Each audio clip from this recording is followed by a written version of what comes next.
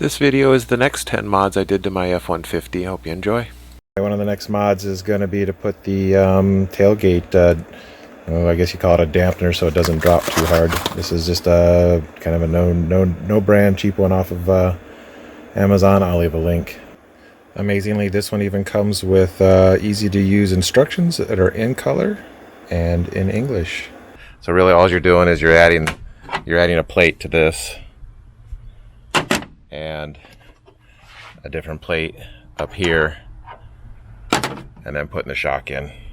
This mod cost me just under $20, and it's not a necessity in any way, shape, or form. It is a nice to have mod, and there's no two ways around that. But I do believe over the life of opening and closing that tailgate all the time, that the little extra, having it take care of the slam so I don't have to, is kind of helpful. I mean, $20 over the life of the vehicle is definitely not that big of a deal.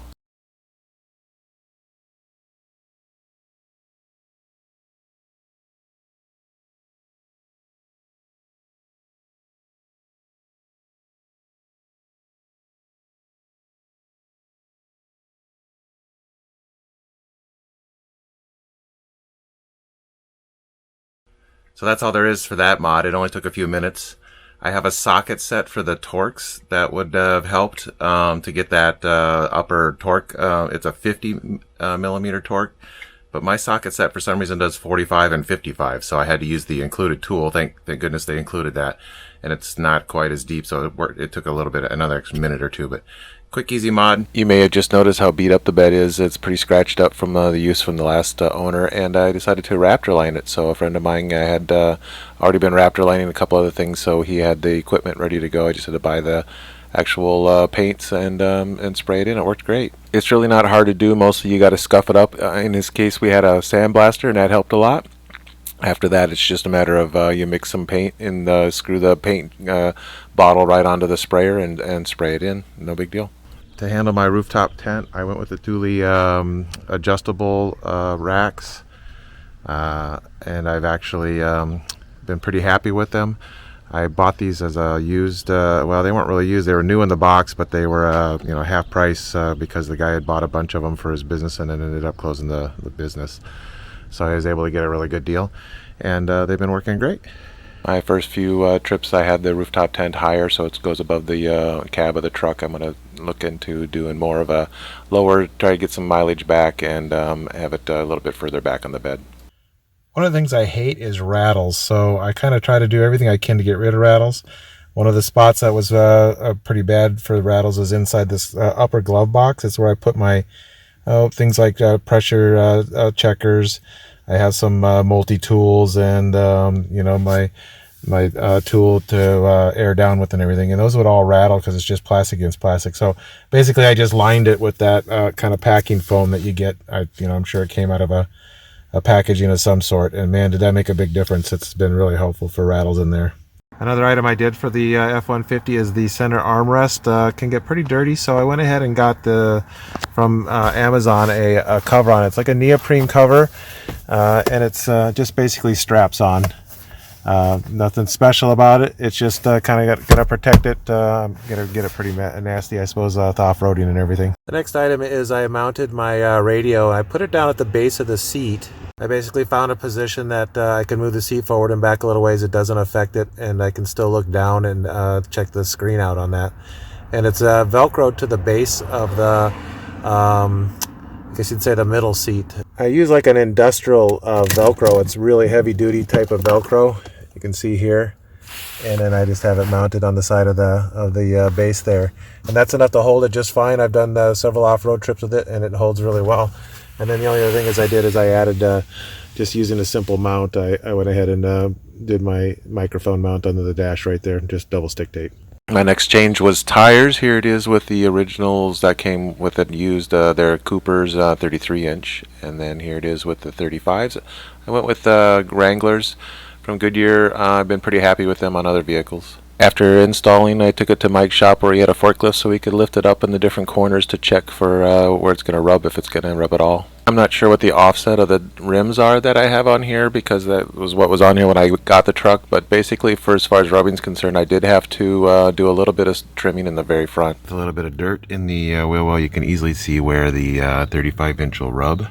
I've got the Husky liners in here, and it does rub a little bit on the shock cover area. It's a smooth rub, so I don't think it's going to really affect anything. And then it does at full tilt hit up here a little bit too. Again, it's a really smooth, soft rub. I don't think it's gonna dig in or be able to catch that liner and do anything with it. And it doesn't look like it's too much of it, because that's a lot of miles and a lot of off-roading with this dirt on there. So I think it's good.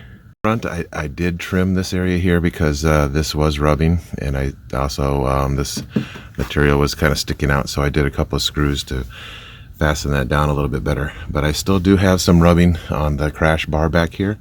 I did separate those some. You can see it actually goes all the way along the crash bar, clear back to this heavier metal. So I'm gonna have to get the jack and the 4x4 out again, and spread these crash bars a little bit more.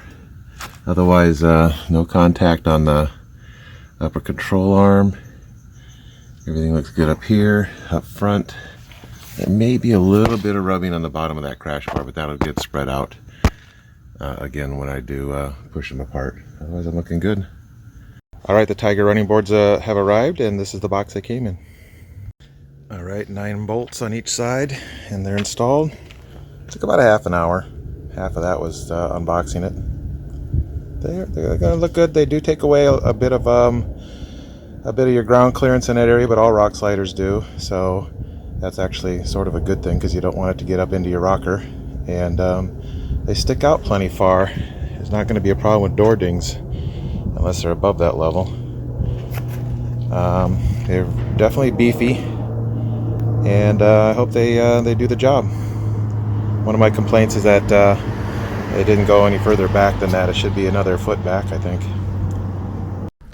Okay, the next mod I wanted to show is just simply adding some light bar to this. I went with just a single row light bar. They claim to have some special lens on it that gave it more light, but it's probably Chinese lumens, so who knows.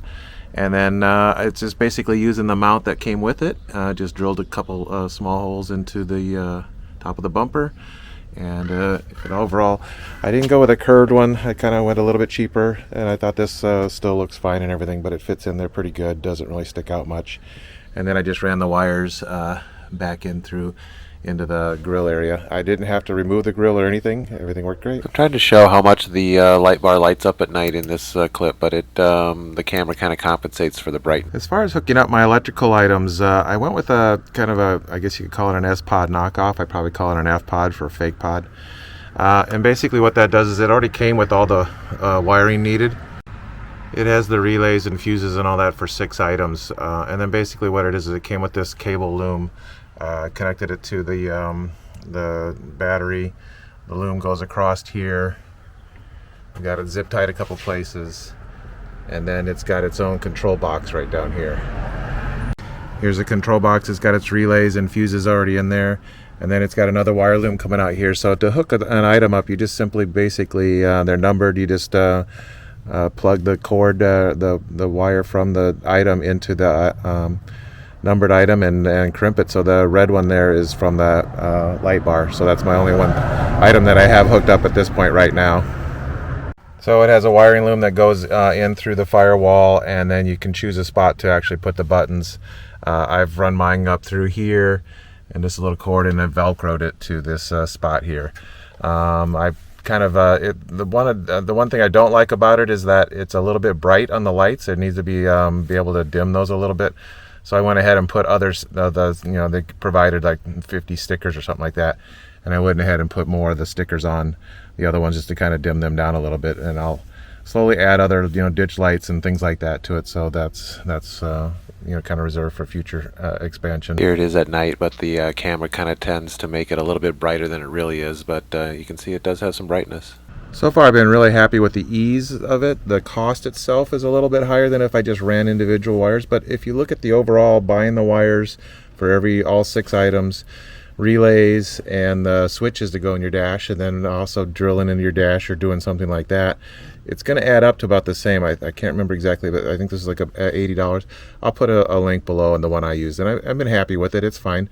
It's not an S-Pod, but it's not an S-Pod level price either, so it's more thrifty. Hey, thanks for watching. If you enjoyed this video, I'd really appreciate it if you hit that like button and subscribe. We'll see you on the trail.